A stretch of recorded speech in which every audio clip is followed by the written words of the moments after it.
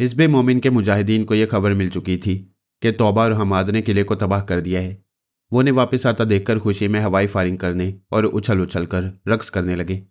पारस को अपने कांधों पर उठाकर नाचने लगे। वह थोड़ी देर तक मुसर्रतों का इजहार करते रहे, फिर कमांडर के हुक्म से खामोश हो गए। लीडर ने पूछा, मिस्टर हमाद, हमारी समझ में आ गया है कितनी बड़ी कामयाबी टेलीपैथी के जरिए नसीब हुई है। अब किले की क्या पोजीशन है? वो बोला, असला खाना मुकम्मल तौर पर तबाह हो गया है। वहाँ एक भी हथियार और गोला बारूद नहीं रहा। आधा किला खंडर बन चुका है। वहाँ के बाकी फौजियों और गैर मुल्की एजेंटों ने हथियार डाल दिए। कमांडर ने खुश होकर कहा, मरहबा हमाद, मरहबा। अब तो उस किले पर हमारा कब्जा होगा। तौबा ने कहा, मिस्टर हमाद, हमें यह खुशी नहीं देंगे क्योंकि इन साहब ने वो किला फिर गैर मुल्की एजेंट्स के हवाले कर दिया है। लीडर ने हैरानी से पूछा, क्या यह सच है? पारस ने कहा, सच है। जिस अमेरिका ने 14 बरस तक आपको असलहा और डॉलर्स दिए, उनके एजेंट से एक किला छीनकर मैं आप पर एहसान फरामोशी का इल्ज़ाम नहीं लगाना चाहता। आप वो किला हासिल करके काबुल में अपनी हुकूमत नहीं बना सकते। लीडर ने कहा, हम अपनी हुकूमत बना सकते हैं या नहीं, यह आप नहीं जानते।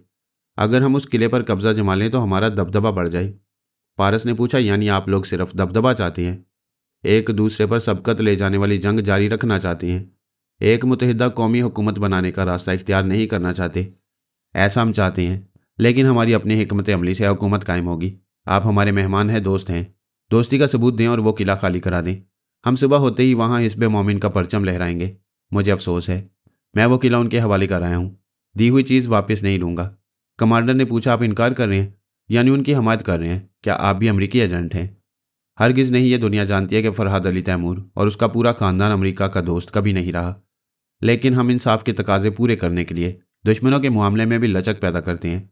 एक बुजुर्ग ने पूछा, टेलीपैथी जाने वाले फरहाद से तुम्हारा क्या ताल्लुक? मैं फरहाद अली तैमूर का बेटा हूँ।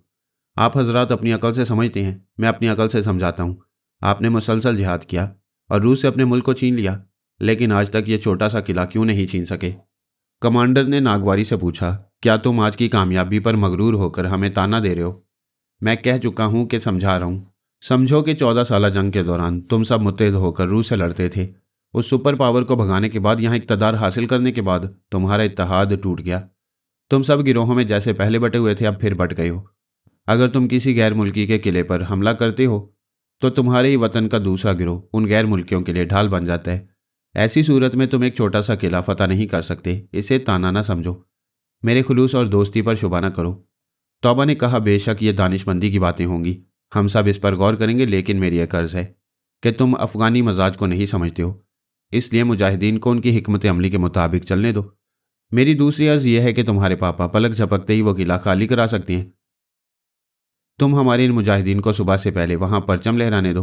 तौबा, तुम मेरा जवाब सुन चुकी हो, फिर भी ज़िद कर रही हो। वो बोली, तुम हमारी जीत को हार में बदल रहे हो और मुझे ज़िद्दी कह रहे हो। गैर मुल्कियों को ज़िल्लत आमेज़ शिकस्त देना हमेशा से हमारी ख्वाहिश रही। ये बात अभी काबुल तक पहुँच गई होगी कि तौबा खानम किसी हमाद के साथ हिज़्ब मोमिन में है, और इसी तौबा ने किला सासान की ईंट से ईंट बजा दी है। यहाँ के मुजाहिदीन और दीगर अफ़गानी बाशिंदे टेलीपैथी के मुतल्लिक कुछ नहीं जानते हैं। वो तो सिर्फ सतही खबरें सुनेंगे कि तौबा और हिज़्ब मोमिन के मुजाहिदीन आधा किला तबाह करने के बावजूद उस पर कब्जा नहीं कर सके। एक ने कहा, बेशक यह हम तमाम मुजाहिदीन की तौहीन है। दूसरे ने कहा, जब तुम्हें तन्हा किले को तबाह करना था और तन्हा अपने फैसले के मुताबिक फिर वो किला उन्हें वापस करना था, तो बल खाकर हमारी जमात में पनाह नहीं लेना चाहिए था। तीसरे ने कहा, अभी सिर्फ 2 घंटे के अंदर पूरे बल्ख शहर की ज़ुबान पर हमारी कामयाबी के चर्चे हैं। दूसरे गिरोह के लोग सहमे हुए हैं कि पता नहीं हमें किला तबाह करने वाली ताकत कहाँ से मिल गई है, लेकिन सुबह किले पर हमारा परचम नहीं होगा तो हमारे सर नदामत से झुक जाएंगे। पारस एक एक की बात सुन रहा था और समझ रहा था कि इन लोगों ने किले की फतह को अना का मसला बना लिया है। आखिर में वो अपनी जगह से उठा, फिर उस मकान की तरफ जाने लगा जो उसके और तौबा के लिए मखसूस किया गया था। वह मकान के दरवाजे के पास पहुंचकर रुक गया, फिर पलटकर सब पर सरसरी नज़र डालते हुए कहा, अगर किले पर आपका परचम लहराने से आपकी अना को तस्कीन मिल सकती है तो सुबह एक शर्त पर वहां परचम लहराएगा। कमांडर ने उठकर पूछा, बोलो क्या शर्त है? पारस ने कहा, आज से वो किला अफगान कौम के इत्तेहाद की अलामत बन जाएगा। वहाँ कल सुबह तमाम गिरोहों के परचम लहराएंगे और वहाँ तमाम गिरोह के अकाबरीन आकर एक दूसरे से मुलाकात करेंगे और आपस की रंजिशें दूर कर लेंगे। हिज़्ब मोमिन को यह एजाज़ हासिल होगा कि उसने तमाम गिरोहों को मुत्तहिद करके एक प्लेटफॉर्म पर पहुँचाया है। वो एक दूसरे को सवालिया नज़रों से देख रहे थे। पारस ने कहा, आप हजरात अच्छी तरह गौर कर लें, मैं जवाब का इंतज़ार करूँगा। वो दरवाज़ा खोलकर मकान के अंदर चला गया। कमांडर ने कहा, तौबा खानम, ये तो कोई बात ना हुई। तुमने हमारे लिए इतने बड़े किले को फतह किया, लेकिन वहां हमारे परचम के साथ उनके भी परचम लहराएंगे जो कभी किला फतह करने के काबिल नहीं रहे। क्या कुत्ते कभी शेर के शाना बशाना दिखाई देते हैं?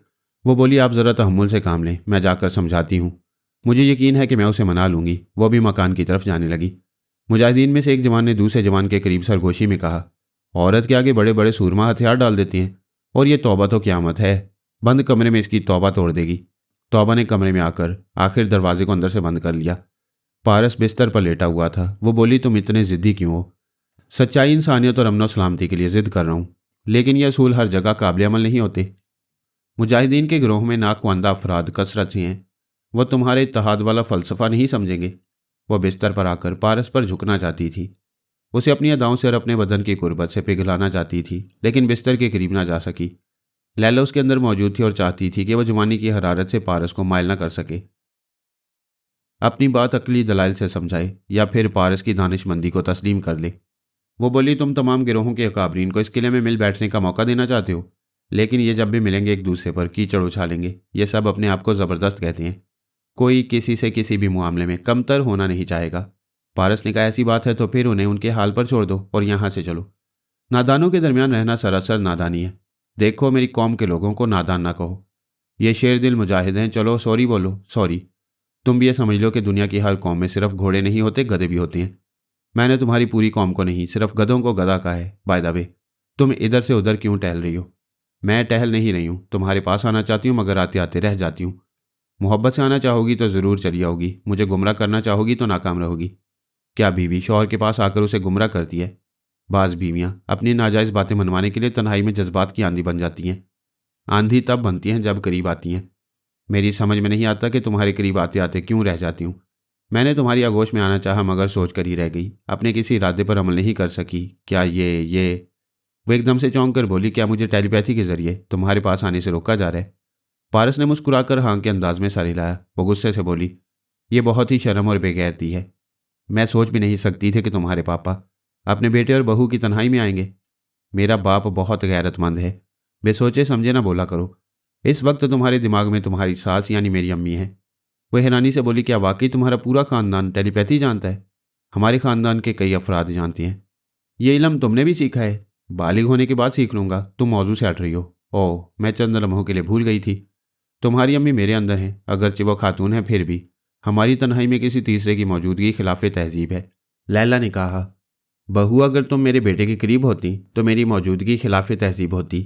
मैंने इसीलिए तुम्हें बेटे से दूर कर रखा है कि मुझ पर बेगैरती का इल्ज़ाम ना आए। प्लीज़ आप चली जाएं। पहले किले के मुतल्लिक मेरे बेटे के दानिशमंदाना फैसले को मुजाहिदीन के सामने तस्लीम कर लो, फिर मैं चली जाऊंगी। वो झुंझला कर बोली, ये कैसी बेतुकी बातें हैं पारस? मैंने इसलिए तुमसे शादी नहीं की है कि तुम्हारे माँ बाप मेरे दिमाग में आते रहें और मुझसे अपनी बेतुकी बातें मनवाते रहें। तौबा, गुस्सा थूक दो। मेरी अम्मी महज इसलिए मौजूद हैं कि यहाँ मेरे लिए ख़तरात व खदशात पैदा हो रहे हैं। तुम्हारी और मुजाहिदीन के नार खुददारी का भरम नहीं रखूँगा तो यहाँ कोई भी सरफिरा मेरे खिलाफ जानलेवा कदम उठा लेगा। यहाँ ऐसी कोई बात नहीं होगी। तुम मेरे मजाजी खुदा हो, मैं तुम पर आंच नहीं आने दूंगी। मजाजी खुदा मानती हो तो मेरी बात मान लो। मेरा अटल फैसला उन्हें सुना दो। वो किला अफगान कौम के इत्तेहाद की पहली मंजिल बनेगा।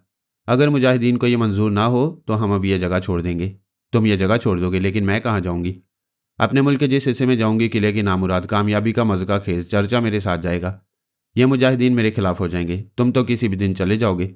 मुझे तो इन्हीं अपने लोगों में रहना है।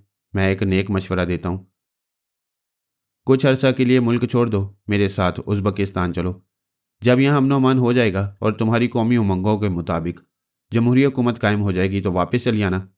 मैं तुम्हें बार बार कह चुकी हूँ कि अपना मुल्क छोड़कर कहीं नहीं जाऊँगी। कुछ अरसा के लिए जाओगी तो यहाँ से तुम्हारा रिश्ता नहीं टूटेगा। तुम्हें यहाँ दोबारा दाखिल होने से कोई नहीं रोकेगा। मैं शादी से पहले अपना फ़ैसला तुम्हें सुना चुकी थी। अब तुम इस सिलसिले में बहस ना करो। तो अब फिर मेरा भी फ़ैसला सुन लो। मैं यहाँ लोगों की मुखालफतें मोल लेकर नहीं रहूँगा। सुबह तक ये मुल्क छोड़ दूँगा। लैला ने कहा, तौबा, अपने शौहर से ज़िद बहस ना करो। वो तुम्हारी बेहतरी चाहता है। तौबा ने गुस्से से चीख कर कहा, तुम अभी तक मेरे अंदर मौजूद हो। ये कैसी ज़बरदस्ती है? क्या मुझे शौहर के साथ तनहा रहने नहीं दोगी? चली जाओ। मैं कहती हूँ चली जाओ यहाँ से।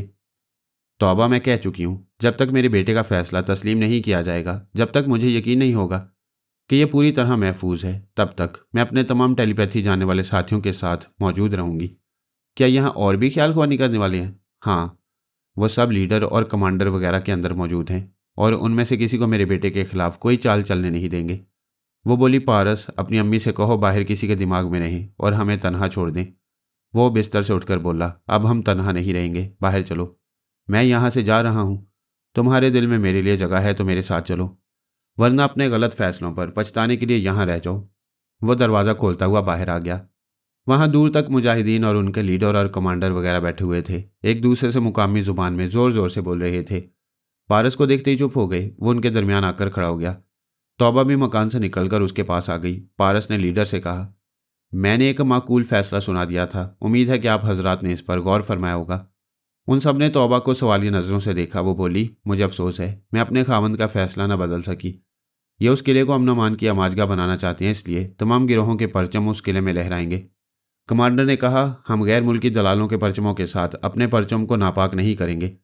मिस्टर पारस, तुम हमारे परचम की बेहरुमती करना चाहते हो? लीडर ने कहा, यह बात साफ तौर से समझ में आ रही है कि तुम हमें किले के अंदर कमजरफ दुश्मनों से गला मिलाकर हमारा गला काटना चाहते हो। तुम दर पर्दा अमरीकी दलाल हो। ये कहते ही उसकी जुबान दांतों के दरमियान आ गई। वह तिल मिलाने और चीखने लगा। कुछ लोग उसे संभाल रहे थे और उसकी तकलीफ की वजह पूछ रहे थे। पारस ने पूछा, मुझसे पूछो। तुम्हारे लीडर ने मुझे अमरीकी दलाल कहा। यह बात गलत है, इसलिए यह अजियत में मुब्तला हो गया है। आप हजरात से मेरी इल्तिजा है कि जोश और गुस्से में मेरे खिलाफ कोई बात ना करें और ना ही मेरी मुखालफत में कोई कदम उठाएं। तौबा ने कहा, आप हजरात ने देखा है कि मेरे खामंद ने चंद मिनटों में लाखों डॉलर्स का असला तबाह करा दिया, आधे किले को खंडर बना दिया। आप सब मेरे अपने हैं। मैं भी इल्तिजा करती हूँ कि आप निहायत संजीदगी और ठंडे दिमाग से किसी नतीजे पर पहुंचें।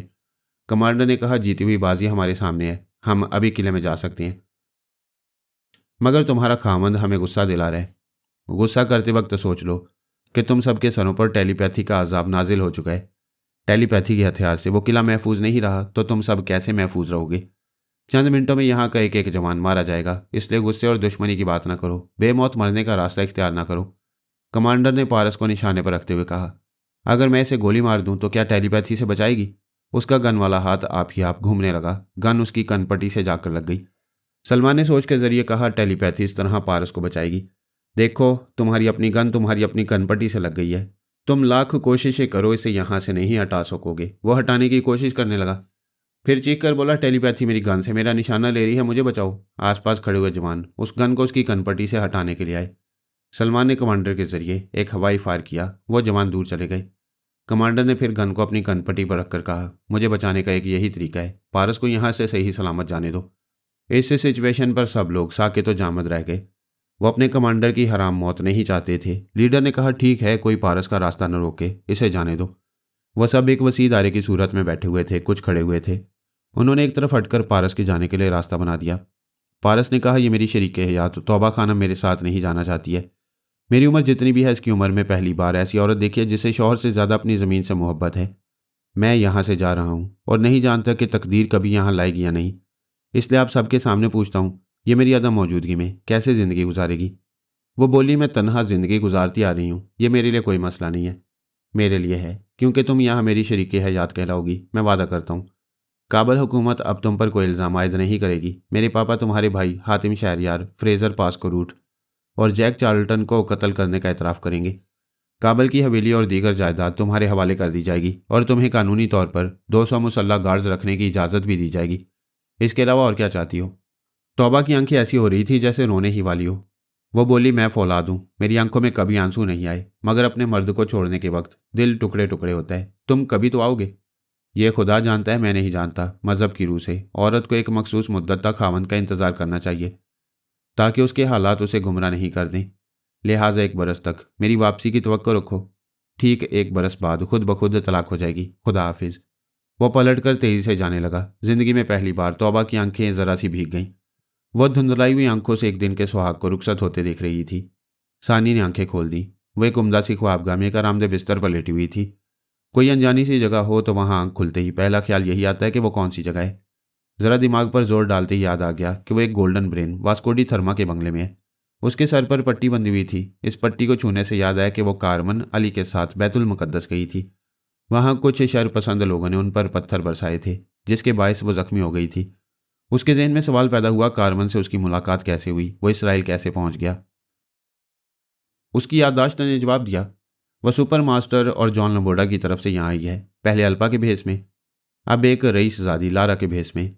उसने ट्रांसफॉर्मर मशीन से गुजरकर टेलीपैथी का इल्म हासिल किया है। सुपर मास्टर ने उसे सुपर मादाम का खिताब दिया है और वह एक खास मिशन पर इसराइल आई हुई है। यह सब कुछ याद करने के दौरान वो दूर माजी तक पहुंची तो एकदम से याददाश्त रोशन हो गई। वह फौरन ही बिस्तर पर से उठकर बैठ गई, बेख्तियार जुबान से बोली, मैं सोनिया सानी हूँ। वो आंखें फाड़ फाड़ कर इस ख्वाबगाह को देखने और सोचने लगी। अब उसे एक एक बात याद आ रही थी कि लैला ने उस पर तनवीमी अमल करके उसे सिलवाना बना दिया था। फिर वह मुख्तलिफ चक्रों में पड़ती हुई जॉन लम्बोर्डा के हाथ लग गई। वह उसकी सलाहियतों से बेहद मुतासिर था। उसने कई तरह से उसकी वफादारियों को आजमाया, फिर उसे ट्रांसफॉर्मर मशीन से गुजार कर टेलीपैथी का इल्म सिखा दिया। फिर यह भी याद आया कि वह तमाम गोल्डन ब्रेन्स को ट्रैप करने और एक गोल्डन ब्रेन कार्मन को कत्ल करने आई है। लेकिन इस कार्मन से इतनी गहरी दोस्ती हो गई जो मोहब्बत में बदल चुकी है। अब यह मोहब्बत एक गाली लग रही थी, क्योंकि वो तो अली पर जान देती आई थी और एक दिन उसकी शरीके हयात बनना था। उसने नागवारी से सोचा, यह कमबख्त कार्मन कहाँ से मोहब्बत करने के लिए अमर है, वो भी यहूदी। मैं तो इसकी खोपड़ी तोड़ दूंगी। ये बात भी मजाज के खिलाफ थी कि वो कार्मन के साथ बैतुल मुकद्दस आई है और उसके साथ इस बंगले में है। फिर यह कि वो बंगला भी एक गोल्डन ब्रेन वास्कोडी थर्मा का है। वो सोचने लगी, अब उसे डबल गेम खेलना होगा। पहले वो सिल्वाना ये सुपर मादाम बनकर सुपर मास्टर के लिए गोल्डन ब्रेन्स को ट्रैप करने आई थी, जबकि हकीकतन वो सिल्वाना नहीं सोनिया सानी है। और अब उसे सिर्फ गोल्डन ब्रेन्स को ही ट्रैप करना नहीं है, बल्कि सुपर मास्टर और लम्बोर्डा को भी शिकार करना है। सूरत हाल बदल चुकी थी। अब उसे अपने बाप फरहाद और अपने महबूब अली तैमूर के लिए नए सिरे से खेल शुरू करना था। और शुरू करने से पहले यह समझना था कि वो कार्मन के साथ बैतुल मुकद्दस क्यों आई है। यहाँ आने का कोई तो मकसद होगा। फिर अचानक याद आया कि कार्मन भी उसकी तरह पिछली जिंदगी को भूला हुआ था। वो असल में कार्मन हेराल्ड नहीं था, कोई और था। और सानी की तरह उसे भी याद नहीं आ रहा था कि वो कौन है, क्या वाकई यहूदी है। और इसी मजहबी शनाख्त के लिए वो बैतुल मुकद्दस आई थी, क्योंकि यही एक ऐसी मुश्तरका इबादतगाह है जहाँ यहूदी, ईसाई और मुसलमान अपने अपने खुदा को याद करने आते हैं।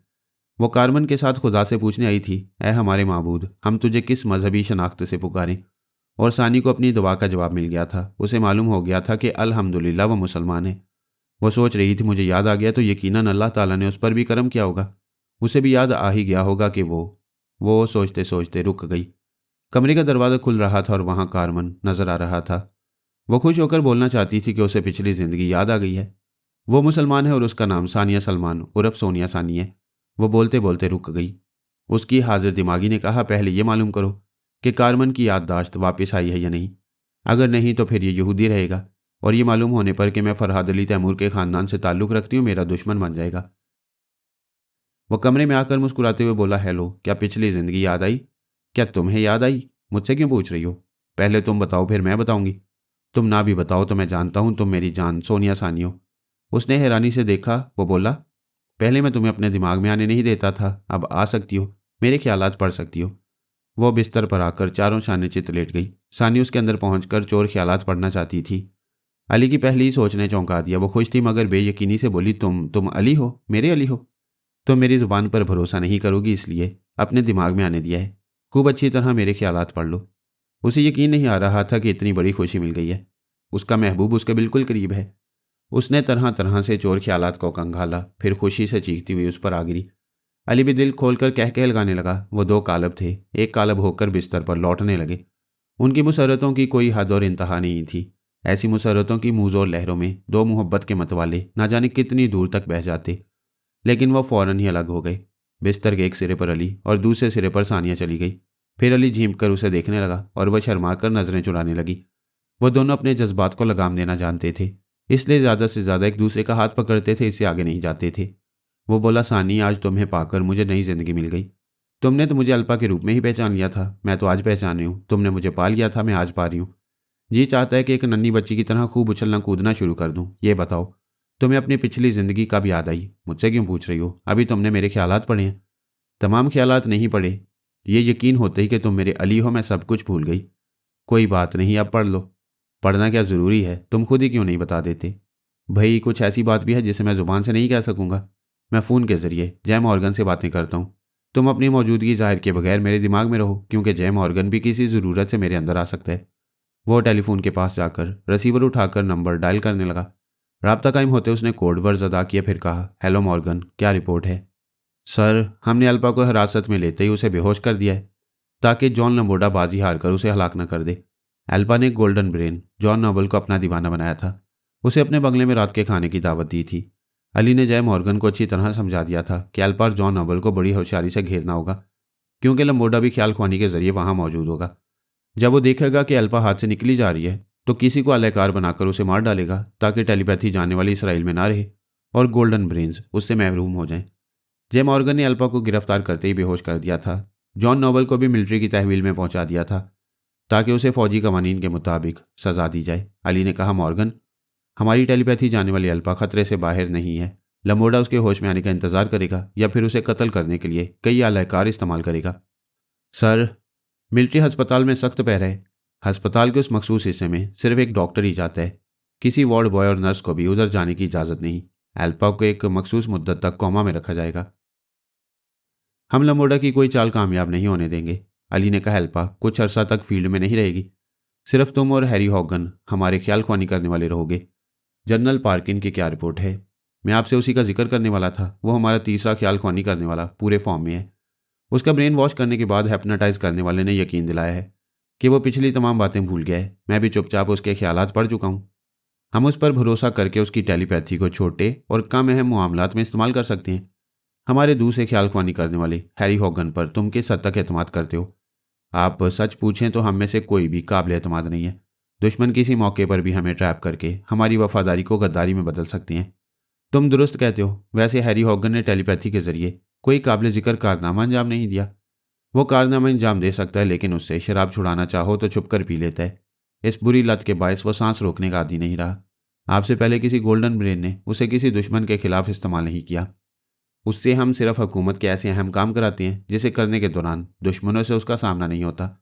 लम्बोर्डा को मालूम होगा तो उसे पहली फुर्सत में अपना गुलाम बना लेगा, इसलिए उसे मंजर आम पर आने नहीं दिया जाता। उसके लिए यही बेहतर है कि वो गुमनाम रहकर अपना काम करता रहे। अली ने और 2-4 बातें करके अपना राब्ता ख़त्म कर दिया। रिसीवर रखकर सानी को देखा तो वह नाराज़ होने की अदा दिखाती हुई दूसरी तरफ मुंह फेर कर बैठ गई। वो बोला, मैं जानता था जब तुम्हें मालूम हो जाएगा कि मैंने पामेला से शादी की थी तो तुम नाराज़ हो जाओगी। वो बोली, क्या तुम्हारे इस कारनामे पर मुझे खुश होना चाहिए? बेशक वो एक सीढ़ी थी, उसके ज़रिए मैं गोल्डन ब्रेन कहलाता हूँ। और 2-4 शादियाँ कर लो, डायमंड और प्लैटिनम ब्रेन भी कहलाओगे। वस्ते वो बोला, तुम जानती हो कि मैं इश्क के मामले में कितना कंजूस हूँ। मुझे यकीन है कि खुदा ने मुझे सिर्फ तुम्हारे लिए पैदा किया है। जी हाँ, तुम्हें मेरे लिए और पामेला को तुम्हारे लिए पैदा किया था। प्लीज़ यकीन करो, मैंने अपनी खुशी से ऐसा नहीं किया था। मेरे पापा और तुम्हारे डैडी की यह प्लानिंग थी कि मुझे इस हिकमत अमली से गोल्डन ब्रेन्स के दरमियान पहुंचना चाहिए। सुना है शेर के मुंह को लहू का चस्का और मर्द की नीयत को औरत की जवानी का चस्का पड़ जाए तो वो उसे भूलता नहीं, एक के बाद दूसरा शिकार ढूंढता है। अली ने अपने दोनों कानों को पकड़ते हुए कहा, खुदाया तूने सानी को गैर मामूली जहानत दी, लेकिन इसे औरत की वही शक की तबीयत दी। मेरी दुआ है कि इसके दिल से मैल निकल जाए। जब मर्द कोई गलती करता है तो बदहवासी में उल्टी सीधी हरकतें करता है। तुम दोनों कान पकड़कर दुआ मांग रहे हो, जबकि कान पकड़कर मुआफ़ी मांगी जाती है। तुम्हारी ये बदहवासी जाहिर कर रही है कि तुम अब भी कुछ छुपा रहे हो। बस मैं समझ गया, जब दिल में एक बार शक पैदा हो जाए तो वो मरते दम तक नहीं निकलता। ठीक है, मैं आशिक मजाज और अय्याश बन गया हूँ। किसी दूसरे मौजू पर गुफ्तगू करो। एक तो तुमने मेरे सिवा दूसरी का मुंह देखा, ऊपर से अकड़ दिखाते हो। मेरे सर पर हाथ रखकर बोलो, क्या पामेला से मोहब्बत नहीं की थी? तुम अच्छी तरह जानती हो मैं कभी झूठ नहीं बोलता। पहले पामेला से मोहब्बत नहीं थी, शादी के बाद कुदरती तौर पर मोहब्बत हो गई। वो बहुत अच्छी थी। उसकी साफ दिली से पता चला कि यहूदियों में भी मोहब्बत करने वाली हस्तियाँ होती हैं। मैं अपने दिल में सदमात को जगह नहीं देता, लेकिन पामेला की बेवक्त मौत से मुझे बेहद सदमा पहुंचा था। सानी ने करीब आकर उसका हाथ थाम कर कहा, तुम बहुत सच्चे हो। मैंने तुम्हारे ख्यालात पढ़कर मालूम कर लिया था कि तुम्हें उस वफादार बीवी से मोहब्बत हो गई थी, और ये वाकई कुदरती बात है। मेरा दिल चाह रहा था कि तुमसे रूठ जाऊं, वरना तुमसे कोई शिकायत नहीं। यानी अब हम दूसरे मौजू पर बातें कर सकते हैं। हाँ, ये बताओ, इस बंगले का मालिक गोल्डन ब्रेन वास्कोडी थर्मा कहाँ है? हम जैसे नौजवान जोड़े को यहाँ रात गुजारने का मौका देकर दूसरे बंगले में गया है। यहाँ हम हैं और कोई तीसरा नहीं। अब यह तय करना है कि मुझे बदस्तूर सिल्वाना और सुपर मादाम का रोल अदा करना चाहिए या नहीं। अकल कहती है फिलहाल अपनी असलियत जाहिर ना करो, सुपर मादाम बनकर सुपर मास्टर और लम्बोर्डा के लिए काम करती रहो। मैं भी यही चाहती हूँ, लेकिन पापा से मशवरा कर लेना चाहिए। यह तुम पर अल्लाह ताला का बड़ा करम है कि तुम्हें टेलीपैथी का इल्म दिया है। पहले अम्मी से बात करो, वरना पापा के पास जाओगी तो वो यकीन नहीं करेंगे कि तुम दिमाग में आकर बोल रही हो। अम्मी ने तुम पर तनवीमी अमल किया था, वही पापा से रब्ता करेंगी। सानी ने ख्याल ख्वानी की परवाज की, फिर लैला को मुखातिब किया। अम्मी मैं हूँ सानी। बेटी हमारे दरमियान कोड वर्ड्स मुकर्रर नहीं हुए, तुम चलो मैं अली के पास आ रही हूँ। सानी ने दिमागी तौर पर हाजिर होकर अली से कहा, अम्मी तुम्हारे पास आ रही हैं। लैला ने आकर कोड वर्ड्स अदा किए। सानी के लिए कोड वर्ड्स मुकर्रर करो ताकि दुश्मन हमें धोखा ना दे सकें। अली ने ज़रा सोचकर ये कोड वर्ड्स सुनाए। सानी अ ब्लूमिंग फ्लावर, सानी एक खिलता हुआ फूल। लैला ने मुस्कुरा कर कहा, ये रोमानी कोड वर्ड्स तुम्हारे दिमाग में आकर सुनाएगी तो अच्छा लगेगा, इससे कहो मैं इसके पास आकर कहूँगी the new rising sun Sonia Sani, नया उभरता हुआ आफ्ताब सोनिया सानी। और सानिया आपके पास आकर क्या कहेगी? वो हम तमाम बुजुर्गों के पास आकर कहा करेगी, योर लवली बेबी, आपकी प्यारी बेबी। ठीक है आप पापा के पास जाएं, सानी आ रही है। लैला मेरे पास आ गई। चंद लम्हों के बाद सानी ने आकर कहा, हेलो मामा, मी सोनिया सानी, योर लवली बेबी। मैंने खुश होकर कहा, बेशक को शुबा, तुम लवली बेबी हो। एक अरसे के बाद तुम्हें अपने दरमियान पाकर कितनी खुशी हो रही है, ये तुम मेरे ख्यालात पढ़कर मालूम कर सकती हो। पापा मुझे तो अपनी खोई हुई जन्नत मिल गई है। मैं अभी डैडी और मम्मी के पास जाऊंगी। पहले एक मशवरा चाहती हूँ, क्या मुझे असलियत जाहिर करना चाहिए या सुपर मादाम बनकर रहना चाहिए? भाई तुम नादान बच्ची नहीं हो, अपनी अकल से फैसला करो। मैंने और अली ने सोचा है डबल गेम खेला जाए। फिलहाल असलियत जाहिर नहीं करूंगी। मैं इस मंसूबे की तायद करता हूँ। तुम्हारी अम्मी अपने तमाम लोगों को तुम्हारी आमद और कोड वर्ड्स के मुतालिक बता रही हैं। जाओ और तमाम बुजुर्गों को सलाम करो। सबसे पहले जनाब असदुल्ला तबरेज़ी की खिदमत में हाज़िरी दो। सानी ने उनकी खिदमत में हाजिर होकर सलाम किया। उन्होंने दुआएं दी, फिर कहा, बेटी अपने तमाम अजीज़ों और रिश्तेदारों से मुलाकात करो, सिर्फ अपनी मम्मी सोनिया के पास ना जाना। उसने एक मखसूस मुद्दत के लिए गोशा नशीनी इख्तियार की है। वह सलमान और सुल्ताना के पास आई। वो उसके वालिदैन थे।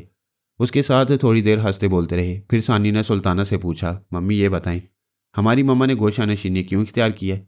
बेटी वो माँ बनने वाली हैं। तुम्हारे नाना जान बाबा फरीद वास्ती मरहूम ने उन्हें हदायत दी थी कि ज़चकी होने तक वह तुम्हारे नाना जान के हुजरे में रहेंगी, किसी से मुलाकात नहीं करेंगी और किसी ज़रिए यानी टेलीफोन और ख्याल ख्वानी के ज़रिए से भी गुफ्तगू नहीं करेंगी। वो बोली, मम्मी मैं आपकी बातें सुन रही हूँ और ख्यालात पढ़ रही हूँ। ये इंकशाफ हो रहा है कि आप भी माँ बनने वाली हैं। सुल्ताना शर्माने और मुस्कुराने लगी। वह मुबारकबाद देकर पारस के पास आई, फिर कोड वर्ड्स अदा किए। मैं हूँ सोनिया सानी, योर लवली बेबी। वह बोला, लाहौल बिला कुव्वत, जो माँ ना बन सकी। मेरे नसीब में शायद बच्चा नहीं है, फिर ये प्यारी बेबी कहाँ से पैदा हो गई है? अम्मी ने कहा है कि मैं बुजुर्गों के दिमागों में जाकर यही कोड वर्ड्स सुनाया करूं। अच्छा तो मैं तुम्हारा बुजुर्ग हूं, अली भी मेरा हम उम्र है, क्या तुम उसकी भी बच्ची हो? ज़रा उसे अब्बा हजूर कहो। मैं तुम्हारा मुंह तोड़ दूंगी। तुम मुझसे और अली से जलते क्यों हो? जलने की तो बात है, वह तुमसे शादी करना चाहता है जबकि मैं तुमसे इश्क करता हूँ। मुंह देखा है आईने में? 7 समुद्रों से पहले मुंह धोकर आओ, तब भी घास नहीं डालूंगी। इसका मतलब है अली को घास डालती हो? हाँ डालती हूँ। तुम्हें शर्म आनी चाहिए, घास डाल डालकर मेरे भाई को जानवर बना दिया। बेचारा इंसानों की खुराक भूल गया। किसी ने सच कहा है, औरत इंसान को इंसान नहीं रहने देती, अजूबा बना देती है। मेरी पहली और आखिरी ख्वाहिश यही है कि कोई औरत तुम्हें अजूबा बना दे। यही ख्वाहिश पूरी करने के लिए मैंने तुमसे इश्क किया है। देखो पारस, मैं समझा देती हूँ, ये इश्क मोहब्बत की बकवास मुझसे ना किया करो। अगर ये बकवास है तो अल्लाह करे तुम्हारे सामने ऐसी बकवास करने वाले के मुंह में छाले पड़े। ज़रा अली का मुंह खोलकर देखो, छाले तो नहीं है? वह दिमागी तौर पर अली के सामने हाजिर होकर बोली, खुदा बचाए तुम्हारे भाई से, दिमाग खा लेता है। क्या तुम उसे मना नहीं कर सकते? किस बात के लिए मना करूं? वह मुझसे इश्क करने का दावा करता है। अली ने हंसते हुए कहा, इश्क तो उसकी गुट्ठी में पड़ा हुआ है। उससे निजात हासिल करने का एक ही रास्ता है, तुम भी उससे इश्क शुरू कर दो। ये तुम कह रहे हो, क्या दिमाग सही है? हाँ सही है। जब तुम ढीठ बन जाओगी तो फिर वह मजाक करने का अंदाज बदल देगा, लेकिन तुम्हें छेड़ने से बाज नहीं आएगा। मैं उसे अच्छी तरह जानता हूँ। वह मेरे रिश्ते से तुम्हें बहुत चाहता है। वह अपनी मोहब्बत से तुम्हारी नाक में दम करता रहेगा। ठीक है, मैं आइंदा उससे निमट लूंगी। दूसरी बात करो, मैंने लंबोडा से कहा था कि मैं गोल्डन ब्रेन वास्को डी थर्मा को ट्रैप करने वाली हूँ, तो फिर अपनी कारकर्दगी दिखाओ। उसे ट्रैप करके लंबोडा और सुपर मास्टर को खुश करो। हम दुश्मन को गोल्डन ब्रेन के दिमाग में पहुंचाएंगे तो हमारा नुकसान नहीं होगा। नहीं होगा। ये तमाम गोल्डन ब्रेन्स कौन से हमारे रिश्तेदार हैं, इन्हें दुश्मनों के कब्जे में जाने दो। हम तो यहूदी टेलीपैथी जानने वालों को अपने कब्जे में रखेंगे। हाँ, तुम एल्पा के सिलसिले में फ़ोन पर बातें कर रहे थे। एल्पा को कोमा में रखा जाएगा। फिलहाल तुम हैरी हॉगन को ट्रैप कर सकती हो। ये टेलीपैथी जाने वाला हॉगन ना कभी नजर आता है, ना ही कभी उसका जिक्र सुना है। ये रहता कहाँ है तुम्हें मालूम हो जाएगा। मैं फ़ोन पर बातें करूँगा। अगर वो अपने मकान में होगा तो कमरा बंद करके पी रहा होगा। तुम्हें अपने दिमाग में महसूस नहीं करेगा। फोन की घंटी बजने लगी। अली ने रिसीवर उठाकर हेलो कहा। दूसरी तरफ से गोल्डन ब्रेन वास्को डी थर्मा ने पूछा, हेलो कार्मन, मैंने तुम्हें डिस्टर्ब तो नहीं किया? ओह नो अंकल, आप कैसी बात कर रहे हैं? आपको तो यहाँ हमारे साथ रहना चाहिए। जवानों के साथ बूढ़ा अच्छा नहीं लगता। बाय द वे, मैं डिनर के लिए केब बूजिन जा रहा हूँ। क्या लारा के साथ मुझे ज्वाइन करोगे? विद ग्रेट प्लेजर अंकल, हम अभी की बबूज पहुंच रहे हैं। Thank you. उसने रिसीवर रखकर कहा, सानी तुम्हारा काम बन रहा है, गोल्डन ब्रेन ने हमें डिनर के लिए इनवाइट किया है। वो उठते हुए बोली, मैं चेंज करके आती हूँ, तुम हैरी हॉगन से रब्ता करके मुझे उसकी आवाज़ सुनवाओ। वो दूसरे कमरे में गई, लेकिन अली के दिमाग में रही। उसने रिसीवर उठाकर नंबर डायल किए। दूसरी तरफ से देर तक घंटी बजती रही। किसी औरत की आवाज़ सुनाई दी। अली ने कहा, रिसीवर हॉगन को दो। यहाँ कोई हॉगन नहीं रहता है, रॉन्ग नंबर।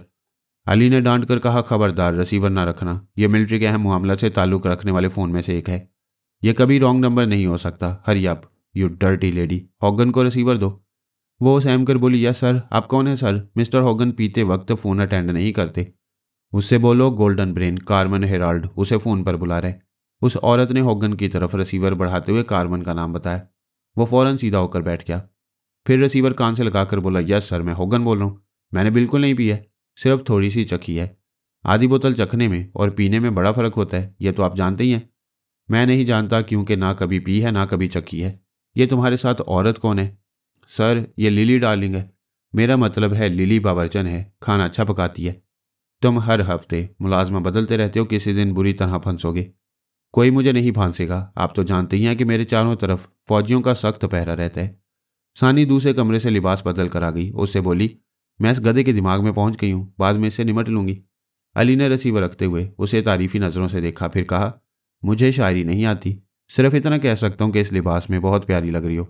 वह दोनों बाहर आए। अली ने बंगले के दरवाजे को लॉक किया, फिर ड्राइविंग सीट पर आकर बैठ गया। वो उसके बराबर आकर बैठ गई। गाड़ी स्टार्ट होकर आगे बढ़ने लगी तो उसने कहा, मुझे मुखातिब न करना, मैं लम्बोडा के पास जा रही हूँ।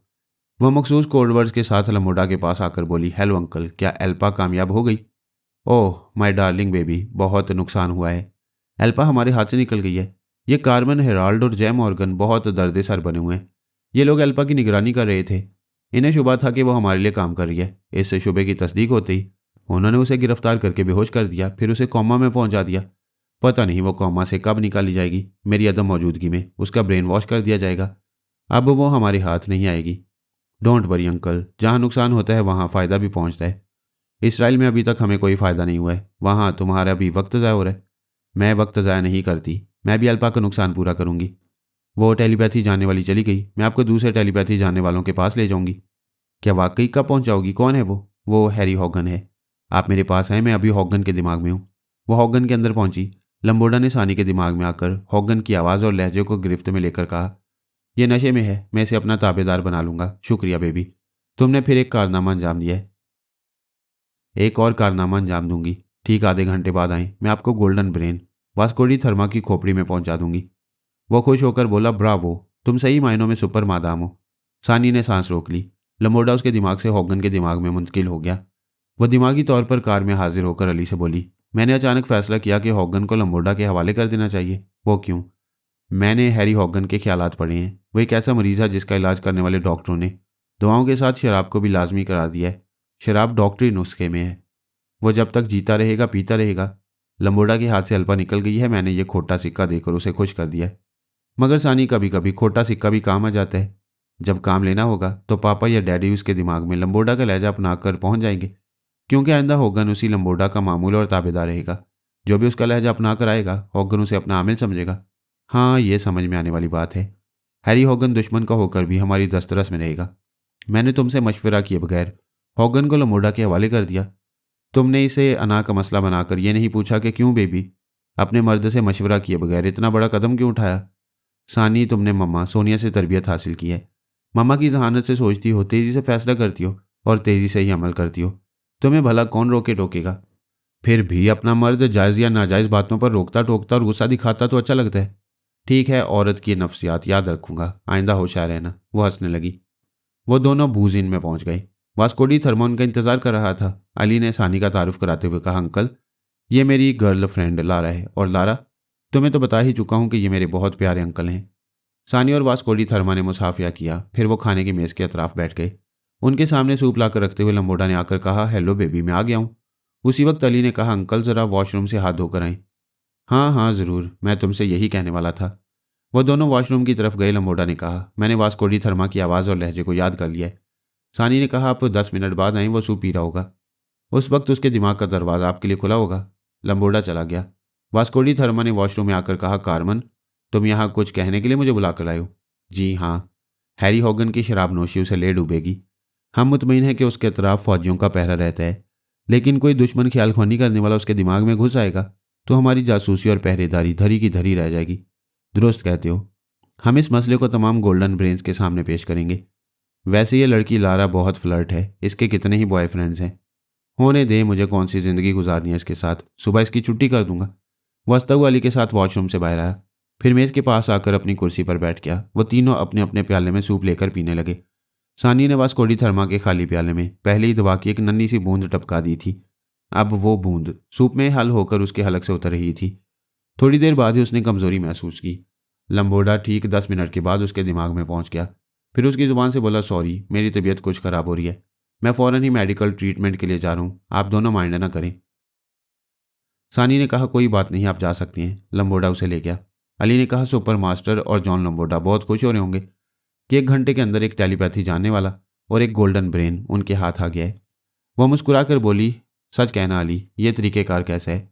हम उन्हें शिकार खेलने दे रहे हैं, लेकिन वो तमाम शिकार हमारे काम आते रहेंगे। तुम्हारा भी जवाब नहीं है। तुमने ये नया सिलसिला खूब निकाला है। आइंदा हालात के मुताबिक ऐसे ही तरीक़ेकार पर अमल करते रहेंगे। वो खाने के दौरान बातें करते रहे। ऐसे ही वक्त लंबोडा ने सानी को मुखातिब किया, हेलो बेबी सलवाना, मैं अभी अपने शिकार वास्को डी थर्मा के चोर ख्यालात पढ़ रहा था। जानती हो कितना ज़बरदस्त इंकशाफ हुआ है? कैसा इंकशाफ? तुम्हारे साथ जो बॉयफ्रेंड है वो भी गोल्डन ब्रेन है, और वो कार्मन हेराल्ड है जिसे हम कत्ल करना चाहते हैं। जी हाँ, ये कार्मन हेराल्ड है, लेकिन वो नहीं है जिसे हम कत्ल करना चाहते हैं। ये मेरी चाल है। मैं कार्मन की डमी अपने साथ लेकर घूम रही हूँ। इस डमी से धोखा खाकर वास्को डी थर्मा ने अपने बंगले में हमें जगह दी। इस बंगले में वास्को डी थर्मा की एक डायरी हाथ लगी जिसमें टेलीपैथी जानने वाले हैरी हॉगन का पता और फ़ोन नंबर था। मैं समझ गया, उसी फ़ोन नंबर के ज़रिए तुमने डमी कार्मन और हैरी हॉगन की बात कराई और मुझे हॉगन के दिमाग में पहुंचा दिया। माय डार्लिंग बेबी, तुम बेमिसाल हो। हम बूढ़े और तजुर्बाकार होकर ऐसी चालें नहीं चल पाते जैसी तुम चल जाती हो। अंकल, इस डमी कार्मन के ज़रिए मैंने खतरा मोल लिया है। असली कार्मन जहाँ भी छुपा होगा वो अचानक मुझ पर हमला करेगा। मैं कल सुबह तक लारा के मेकअप से निजात हासिल करना चाहती हूँ। आज रात कहाँ गुजारोगी? असली कार्मन वास्को डी थर्मा के बंगले में आसानी से पहुंचकर तुम्हें नुकसान पहुंचा सकता है। मैं बंगले में नहीं जाऊंगी, इस डमी के साथ तफरी करती रहूंगी। फिर रात 2 बजे डोमेस्टिक फ़्लाइट से तेल वैब चली जाऊंगी। आप वहीं किसी फैमिली में ऐसी लड़की का इंतखाब करें जिसका बहरूप मैं इख्तियार कर सकूं। ये काम हो जाएगा। तुम्हारे तेल वैब पहुंचने तक मैं पूरी इन्फॉर्मेशन दूंगा। मैं अभी जाकर गोल्डन ब्रेन वास्को डी थर्मा पर तनवीमी अमल कर रहा हूँ। वो चला गया। सानी ने अली को देखा। उसने कहा, तुम्हारी खामोशी बता रही थी कि ख्यालख्वानी में मसरूफ़ हो। हाँ, लंबोडा आया था। उसे वास्को डी थर्मा के ख्यालात पढ़कर पता चला कि तुम कार्मन हेराल्ड हो। मैंने बात बना दी कि डमी कार्मन हो और तुम्हें कार्मन बनाकर मैं इतनी सारी कामयाबियां हासिल कर रही हूँ, लेकिन असली कार्मन से खतरा है, इसलिए मैं बंगले में वापस नहीं जाऊंगी। रात 2 बजे की फ़्लाइट से तेल अबैब रवाना हो जाऊंगी। वहाँ मुझे दूसरी लड़की का रूप इख्तियार करना है। पहले तुम एल्पा के रूप में मिली, फिर लारा बनकर साथ हो। कल सुबह तुम्हारे चेहरे पर कोई नई लड़की होगी। मुझे यूँ लग रहा है जैसे मुझ में आवारगी पैदा हो गई है और मैं मुख्तलिफ लड़कियों से फ्लर्ट करता जा रहा हूँ। वस्ती हुई बोली से कहते हैं, एक टिकट में कई तमाशे, चलो उठो। वह बिल अदा करके आर्किया इसराइली डोमेस्टिक फ़्लाइट्स के दफ्तर में आए। अपने लिए 2 टिकट्स लिए। फिर सानी ने पूछा, हमें बंगले में वापस नहीं जाना है? 2 बजे तक कहाँ वक्त गुजारा जाए? वो सामने कैसीनो है, सुना है वहाँ लाखों रुपए का जुआ खेला जाता है। क्या ख्याल है करोड़पति और अरबपति जवारियों का कबाड़ा किया जाए? ये नेक काम ज़रूर करना चाहिए। शायद कोई बुरी तरह हारने वाला आइंदा जुआ खेलने से तौबा कर ले। उस कमाल खाने की कई मंजिलों में मुख्तलिफ किस्म का जुआ खेला जाता था। वो तीसरी मंजिल में आए। वहाँ ताश की बाजियां जारी थीं। बड़ा धुआंधार माहौल था।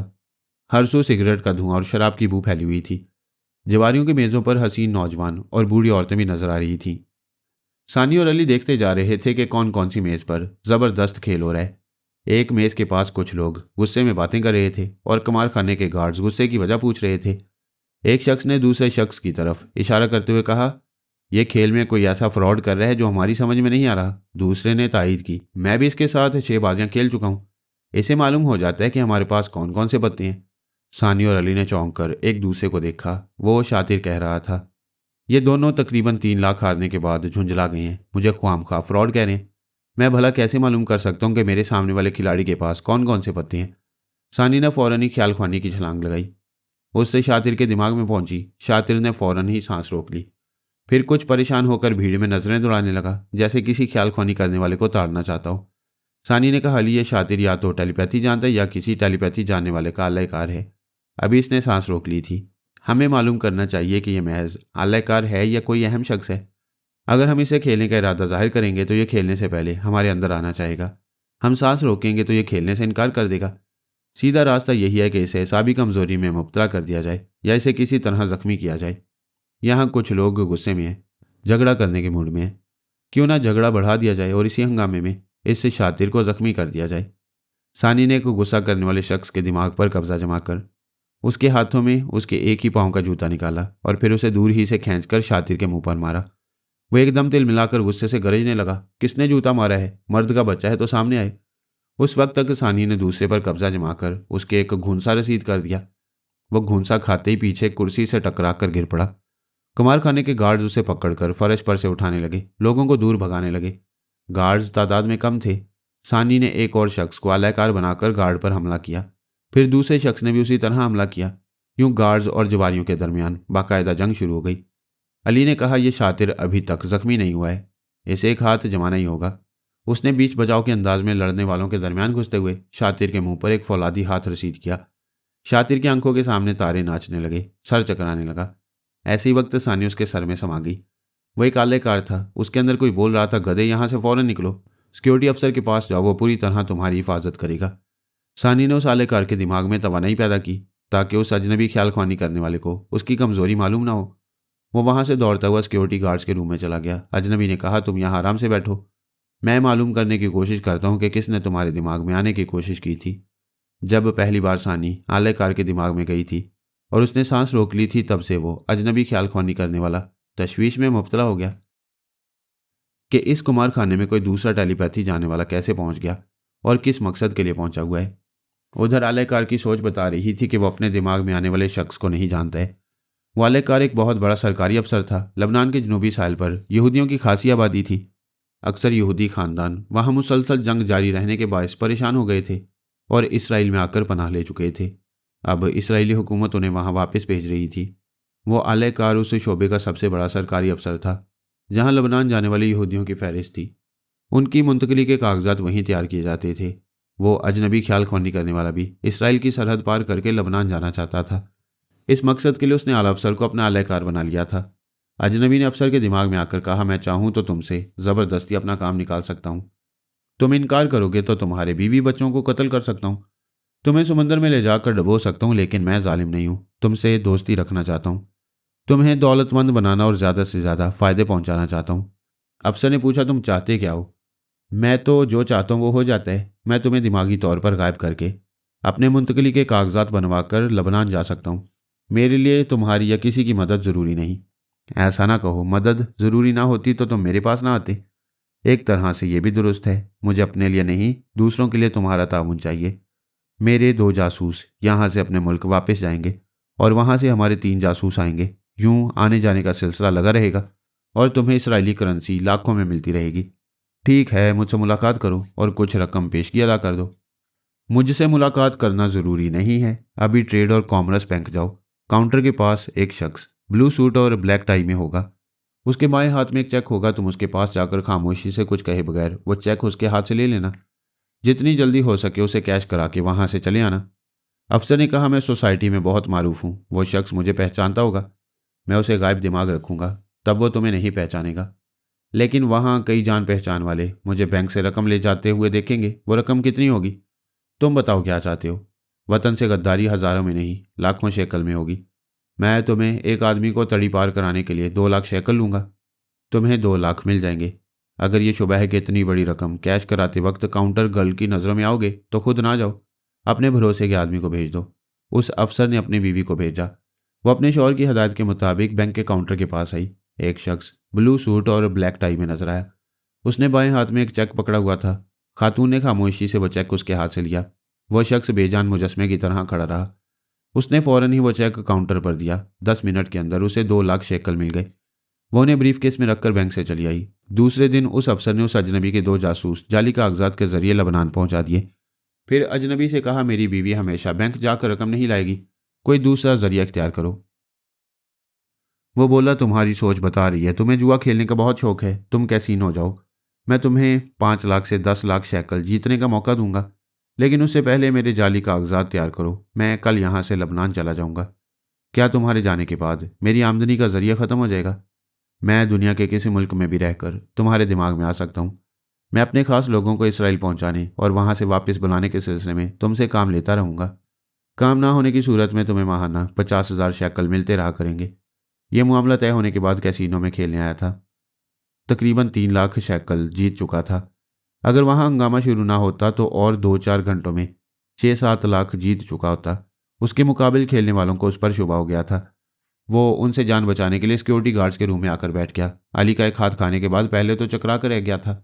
आर्जी तौर पर दिमागी तवानाई में फ़र्क आ गया था, वो नॉर्मल था। अजनबी ने उसके पास आकर कहा, मैं कैसीनो में अच्छी तरह तलाश कर चुका हूँ, यहाँ कोई टेलीपैथी जाने वाला नज़र नहीं आ रहा। शायद यहाँ कोई ऐसा नहीं होगा, होता तो नज़रों में आ जाता। फिर वो कौन था जो तुम्हारे अंदर आना चाहता था और तुमने सांस रोक ली थी? हो सकता है उन जवारियों से लड़ने के दौरान घबराहट या परेशानी में सांस रुक गई हो। चलो ठीक है, ये 3 लाख शेकल लेकर घर जाओ, वहाँ और 3 लाख पहुँच जाएंगे। कल मेरी रवानगी के वक्त बहरी जहाज़ में ज़रूर मौजूद रहना। जाली कागजात में कोई बात शुबा पैदा करेगी तो उसे तुम ही दूर कर सकोगे।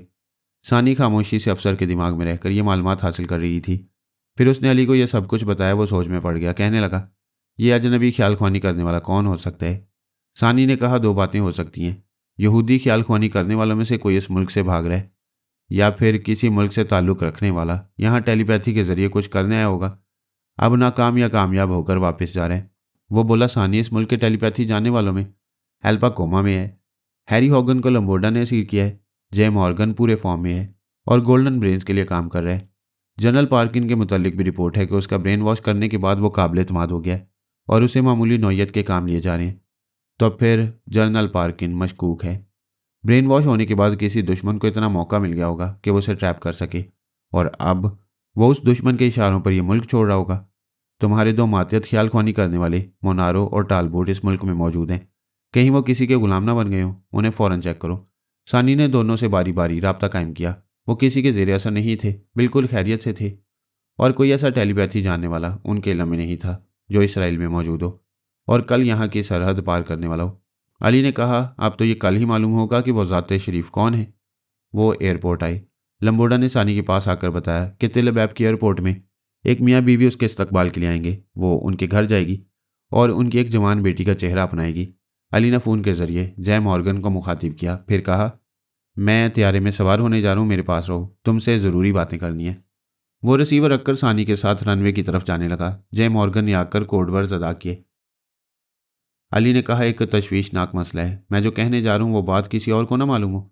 हमारे मुल्क में ख्याल ख्वानी करने वाला है, उसने कल बहरी रास्ते से यहाँ की सरहद पार करने के इंतजामात कर लिए। सर, ये कौन हो सकता है? वो कोई हमारा दोस्त भी हो सकता है और दुश्मन ख्याल ख्वानी करने वाला भी। वैसे मैं जनरल पार्किन पर शुबा कर रहा हूँ। अगर मेरे और तुम्हारे सिवा किसी तीसरे को ये बात मालूम ना हुई तब उसे आसानी से गिरफ्तार कर लेंगे। ठीक है सर, लबनान जाने वाला बहरी जहाज़ 11 बजे रवाना होगा। मैं आपसे 10 बजे रब्ता करूँगा। जय मॉर्गन चला गया। सानी और अली त्यारे में बैठे तेल अबैब की तरफ परवाज़ कर रहे थे।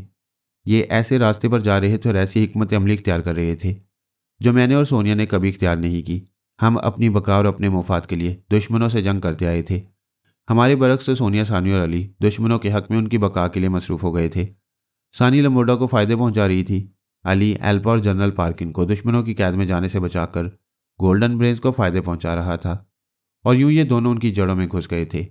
एक बार सलमान ने भी इसी तरह जड़ों में घुसकर सुपर मास्टर का ओहदा हासिल कर लिया था। अली सबसे ज़बरदस्त गोल्डन ब्रेन बन चुका था। अब पता नहीं सानी सुपर मादाम से और क्या कुछ बनने वाली थी। मरीना उस चर्च पर कब्जा जमाने के बाद बहुत मसरूफ़ हो गई थी। पहले इस चर्च में एक फ्रॉड पादरी आंद्रियो था, उसके साथ 10 राहब और 6 राहबाएँ थीं, और ये सब के सब रूसी जासूस थे। मरीना ने इन सबको अपना ताबेदार बनाकर इन्हें एक खुफिया अड्डे में रिहाइश की इजाज़त दी थी। चर्च को इनके वजूद से पाक करके फरगाना से एक सही पादरी और चंद इबादत गुजार राहिब और राहबों को बुलाकर वो चर्च उनके हवाले कर दिया था। अपने लिए चर्च के पीछे एक कमरा मखसूस कर लिया था। मरीना ने तर्ज ज़िंदगी बदल लिया था। रंगीन ब्लाउज, पेटीकोट, शर्ट छोड़कर राहिबा का सफ़ेद लिबास पहन लिया था। हसीन चेहरे पर संजीदगी और बुर्दबारी देखकर लोग मुतासिर होते थे। नया पादरी फादर जोसेफ भी मुतासिर हुआ था। उसने पहले ही दिन कहा था, बेटी तुम अभी कमसिन लगती हो, लेकिन तुम्हारे अंदर बुजुर्गों जैसी संजीदगी और अपने दीन के लिए मोहब्बत है। यहाँ मुसलमानों की कसीर तादाद के बाद कम्युनिस्ट ज़्यादा नजर आते हैं, ईसाई कम नजर आते हैं। हमारी कोशिश होगी कि इस चर्च में इबादत करने वाले ज़्यादा तादाद में आए। उसने कहा, फादर हमारी यही कोशिश होगी कि यहाँ ईसाइयों की तादाद में इजाफा होता रहे। इस मकसद के लिए मैं एक तबलीगी जमात बनाकर ताशकंद जा रही हूँ। बेटी वहाँ हमारी एक बहुत बड़ी तबलीगी जमात है, तुम उसमें शामिल हो जाओ। फादर मेरी जमात उनसे मुख्तलिफ होगी। मैं अपने दीन की तबलीग की खातिर सियासी चालें चलूँगी। शराफत का जवाब शराफत से और मक्कारी का जवाब मक्कारी से दूंगी। तुम्हारी इस बात से याद आया, उज़्बेकिस्तान के हर बड़े शहर में एक नई तंजीम कायम हुई है। इस तंजीम का नाम मुत्तहिदा मजहबी फ्रंट है। वह एक नए मज़हब दीन इंसान की तबलीग कर रहे हैं। सुना है वो बीमारों को शिफा देते हैं और लोगों को मुख्तलिफ परेशानियों और मुसीबतों से निजात दिलाते हैं। ऐसा मालूम होता है वो मजहबी फ्रंट वाले जादू जानते हैं। फादर आपको जादू का ख्याल क्यों आया? वो ऐसा क्या हैरत अंगेज कारनामा दिखाती है? बुखारा के 2 डॉक्टरों ने एक शख्स का तिब्बी मुआयना करके रिपोर्ट दी थी कि इसे कैंसर है और वह ज़्यादा से ज़्यादा 6 माह जी सकेगा।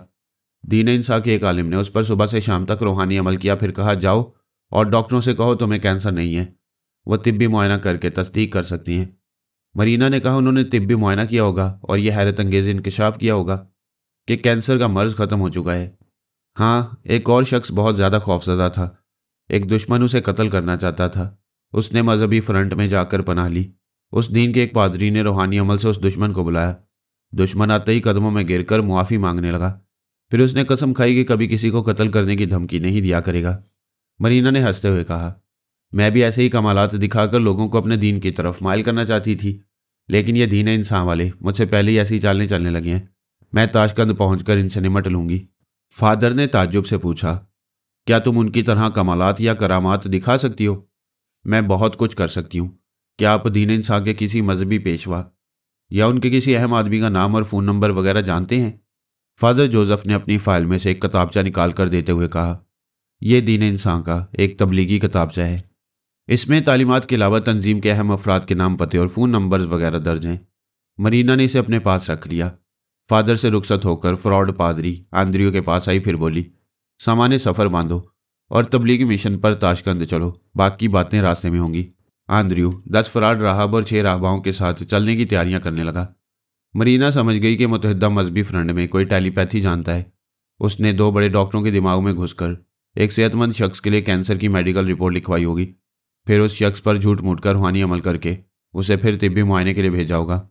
दूसरी बार इन डॉक्टरों को अल्लाहकार नहीं बनाया होगा और उन्होंने होशो हवास में रहकर नई मेडिकल रिपोर्ट लिखी होगी कि वाकई कैंसर का मर्ज हैरत अंगेज तौर पर ख़त्म हो चुका है। इस तरह वो दुश्मन जो किसी को कत्ल करना चाहता था, वो भी टेलीपैथी के ज़रिए असर मुआफ़ी मांगने और तौबा करने पर मजबूर हो गया होगा। मरीना ने ताशकंद पहुंचकर एक बहुत बड़ी इमारत का एक पूरा फ्लोर किराए पर हासिल किया। आंद्रियो और उसके तमाम राहब और राहबाओं को हुक्म दिया कि इस फ्लोर में मुकम्मल मजहबी माहौल कायम करें। अगर वहाँ किसी ने शराब पी और कोई गुनाह किया तो वो उसे तड़पा तड़पा कर मार डालेगी। वो लोग टेलीपैथी के ज़रिए मिलने वाली अजियतें बर्दाश्त कर चुके थे। अब उन अजियतों के तसव्वुर से ही कांप जाते थे। फिर यह कि मरीना इस अरसे में उन सबको तनवीमी अमल के ज़रिए अपना ताबेदार बना चुकी थी, इसलिए वो नेक राहब और राहबाओं जैसी ज़िंदगी गुजारने वाले थे। मरीना ने वहाँ तमाम इंतज़ामात मुकम्मल करने के बाद अपने लिए होटल चहारसू में एक कमरा लिया। फिर वहाँ आराम से बैठकर किताबचे को देखा। इसमें हर शहर के यहूदी आलिम, ईसाई पादरी और मुसलमान उलमा के नाम, पते और फ़ोन नंबर्स थे। इन यहूदी, ईसाई और मुसलमानों के पेशवाओं ने दावा किया था कि यह नया दीन इंसान तमाम मज़ाहिब को एक प्लेटफॉर्म पर लाता है और दुनिया से तमाम मजहबी मुनाफरतों को ख़त्म करता है। मरीना ने एक यहूदी आलिम के नंबर डायल किए। फिर राब्ता कायम होने पर पूछा, क्या मैं मोहतरम से मुखातिब हूँ? हाँ खातून, मैं मोहतरम हूँ। मोहतरम में खातून नहीं, एक दोशीज़ा हूँ। अभी मेरी शादी नहीं हुई है। आपने मुझे खातून कहकर मेरा दिल तोड़ दिया है। मुझे अफसोस है कि मैंने तुम्हारी आवाज़ से गलत अंदाज़ा लगाया। वैसे तुम कौन हो और क्या चाहती हो? मैंने आप लोगों का किताबचा पढ़ा है और यह भी सुना है कि आप लोग रूहानी अमल के ज़रिए मौजे दिखाते हैं। कैंसर जैसे नाकाबिले इलाज मर्ज को ख़त्म करके मरीज़ को नई ज़िंदगी देते हैं और दुश्मनों को अपने कदमों में गिड़गिड़ाने पर मजबूर कर सकती हैं। हाँ, हम बुराइयों और बीमारियों को ख़त्म कर देते हैं, तुम्हारा क्या मसला है? मैं तुम्हारे जैसी बुराइयां ख़त्म करती हूँ। अगर रोकना चाहो तो अपने किसी टेलीपैथी जानने वाले को मेरे पास भेज दो। उसने रिसीवर रख दिया। फिर उस मोहतरम के अंदर पहुंच गई। पता चला वो मोहतरम का शागिर्द है। असल मोहतरम पादरी और उलमा ने गोशा नशीनी इख्तियार कर ली है। वो रूपोश नहीं हुए थे लेकिन किसी से राब्ता नहीं रखते थे। मरीना ने उसकी सोच में पूछा, तंजीम क्यों नकाबरी ने गोशा नशीनी क्यों इख्तियार की? उसकी सोच ने कहा, अचानक ही कुछ गड़बड़ हो गई थी, सब परेशान हो गए थे। फिर सभी ने फैसला किया कि वो काबरीन फ़िलहाल किसी से बात नहीं करेंगे, तंजीम के दूसरे अफराद अवाम से रब्ता रखेंगे। उसकी सोच बता रही थी कि यहूदी आलिम इस रिहाइशगाह में मौजूद है। मरीना उसे वहाँ से उठाकर चलाती हुई मोहतरम के कमरे में ले गई। मोहतरम ने कहा, इधर मेरे फ़ोन की घंटी बजी थी, मैं बाथरूम में था, क्या तुमने अटेंड किया था? वो उसके सवाल का जवाब देने लगा। मरीना ने यहूदी रहनुमा के दिमाग में पहुंचना चाहा। उसने सांस रोक ली। हड़बड़ाकर उठते हुए बोला, फरहाद आ रहा है, वो तुम्हारे अंदर है, मेरे अंदर आना चाहता है। जाओ यहाँ से, भाग जाओ, मैं अंदर से दरवाज़ा बंद करूँगा। उसने अपने शागिर्द को दरवाजे की तरफ धक्का दिया। मरीना ने उस शागिर्द पर पूरी तरह कब्जा जमा लिया। वो चलकर एक तरफ गया। सेंटर टेबल पर एक ट्रे में बहुत से फल रखे थे। फल काटने वाला चाकू भी था। उसने लपक कर चाकू उठाया, फिर यहूदी के संभलते संभलते हमला कर दिया। उसकी हलक से एक चीख निकली। जान से मार डालने का हरगिज इरादा ना था, इसलिए वो सिर्फ जख्मी हुआ। मरीना उसके अंदर पहुंच गई। उसने सबसे पहले यह सवाल किया, इस तंजीम में टेलीपैथी जानने वाला कौन है? उसकी सोच ने कहा, 3 टेलीपैथी जानने वाले हैं। उनमें से एक टेलीपैथी जानने वाला रॉकी हडसन सांप के डसने से मर गया है। बाकी 2 ख्याल ख्वानी करने वाले बारबरा निक्सन और जेरी हॉक रूपोश हो गए हैं। वो बोली, अभी तुम कह रहे थे कि फरहाद तुम्हारे अंदर आना चाहता है, क्या वो तुम लोगों को जानता है? हाँ जानता है, शायद ये ना जानता, लेकिन हमारे ख्याल ख्वानी करने वाले रॉकी की शामत आ गई थी। वो फरहाद को ट्रैप करके अपना ताबेदार बनाना चाहता था, मगर खुद उसके दाम में आ गया। फरहाद को उसके जरिए हमारी तंजीम का कच्चा चट्ठा मालूम हो गया। शायद उसी ने रॉकी को सांप के जरिए हलाक किया है। वो दिमागी तौर पर हाजिर होकर नागवारी से सोचने लगी, क्या मुसीबत है? फरहाद इनके पीछे पड़ा हुआ है, मुझसे पहले ही इनके अंदर पहुंचा हुआ है। वो मुझे मुंह के सामने बड़ी मोहब्बत से पापा कहती थी, मगर मुझसे दूर होते ही दुश्मन टेलीपैथी जानने वाला फरहाद कहा करती थी। ऐसे वक्त उसके दिल में एक ज़रा मोहब्बत और मुरव्वत नहीं होती थी। अब मसला यह था कि जिस तरह वो टेलीपैथी के जरिए करामात दिखाकर लोगों को ईसाइयत की तरफ माइल करना चाहती थी, उसी तरह दीन इंसाफ वाले करामात दिखा रहे थे। वो अपनी हिकमत अमली से इस नई मजहबी तंजीम को मिटा सकती थी, मगर यह काम मैं कर रहा था। उसे मेरी मुदाखलत पसंद नहीं थी, क्योंकि बारबरा और जेरी को ट्रैप करके अपना ताबेदार बनाना चाहती थी, और ऐसा मेरी मौजूदगी में मुमकिन नहीं था। मैंने उसे कहा था कि अफ़गानिस्तान जा रहा हूँ, लेकिन पलट कर ताशकंद आ गया था। वो नहीं जानती थी, लेकिन जब ये सुना कि रॉकी यहाँ मुझे ट्रैप करना चाहता था मगर मेरे हाथों हलाक हो गया, तो तशवीश और बढ़ गई कि मैं इसी शहर में उसके करीब हूँ। अब उसकी चालाक फितरत समझा रही थी कि उसे बेटी बनकर मेरी पिदराना मोहब्बत से फ़ायदा उठाना चाहिए। उसने खूब सोचने समझने के बाद मुझे मुखातिब किया, हेलो पापा, मैं आपकी बेटी मरीना हूँ। हाँ बोलो, कैसे याद किया? मैं आपसे अगर कुछ मांगूँ तो क्या आप देंगे? देने की कोई चीज़ होगी तो ज़रूर दूंगा, जो चाहती हो उसे पहेली बनाकर ना मांगो। यहाँ 2 टेलीपैथी जानने वाले हैं, एक बारबरा और दूसरा जेरी। मैं उन दोनों को अपना ताबेदार बनाना चाहती हूँ। क्या तुम उनके दिमागों में जा सकती हो? मैंने उनकी आवाज़ और लहजा नहीं सुना है, क्या आप सुना सकती हैं? मुझे अफसोस है कि नहीं सुना सकूंगा। वो दोनों शायद मर चुके हैं, या फिर उन दोनों पर कुछ ऐसा तनवीमी अमल किया गया है कि जिसके नतीजे में उनके दिमाग से उनकी अपनी आवाज़ और लहजे मिट गई हैं। हमारी ख्याल ख्वानी की लहरें उन लहजों के मुताबिक जाती हैं और वापस आ जाती हैं। यही समझ में आता है कि सोच की लहरों को दिमाग नहीं मिल रहा, इसलिए वह मर चुके हैं। अच्छा मैं समझ गई, उन्होंने आपसे छुपने के लिए खुद को मुर्दा बना लिया है। अच्छा मैं जा रही हूँ। ठहरो, मुझे ये बताओ, तुम दूसरे ख्याल ख्वानी करने वालों को अपना ताबेदार क्यों बनाना चाहती हो? वो लोग नया दीन फैलाने के बहाने फ्रॉड कर रहे हैं। मैं मालूम करना चाहती हूँ आखिर वो फ्रॉड क्या है।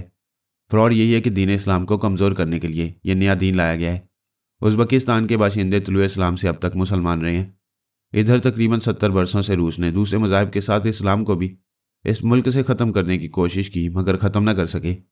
इस्लामी तालीमात दोबारा जारी हो चुकी हैं।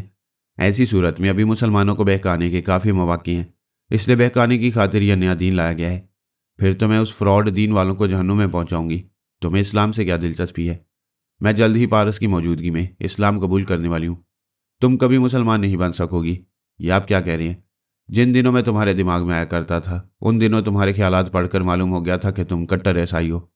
अपनी जान दे सकती हो मगर अपना दीन नहीं छोड़ सकती। वो बहुत अरसा पहले की बात है, अब मेरा फ़ैसला बदल गया है। क्या यकीन करने के लिए मुझे अपने दिमाग में आने दोगी? नहीं प्लीज़, आप ना आएँ, मैं सांस रोक लूँगी।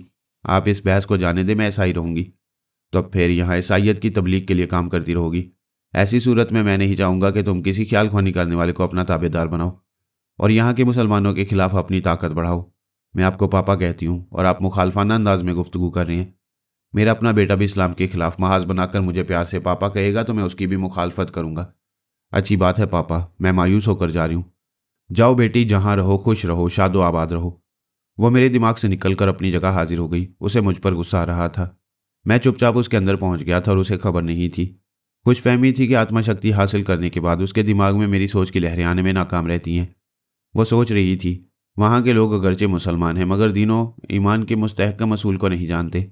ऐसे में ईसाइयत के असूल उन्हें समझाए जाएं और उन्हें ख्याल ख्वानी के जरिए अपनी तरफ माइल किया जाए तो खातिर ख्वाह कामयाबी होगी। लेकिन इस मकसद के लिए ऐसा रास्ता इख्तियार करना होगा जहाँ फरहाद से सामना न हो। वो मुझे मुसीबत और मसला समझकर गौर कर रही थी। मैंने सोचा जब ये किसी नतीजे पर पहुंचकर अमल करेगी तो मैं इसके पास आकर इसकी चालों को समझ लूँगा। मैं वहाँ से चला आया।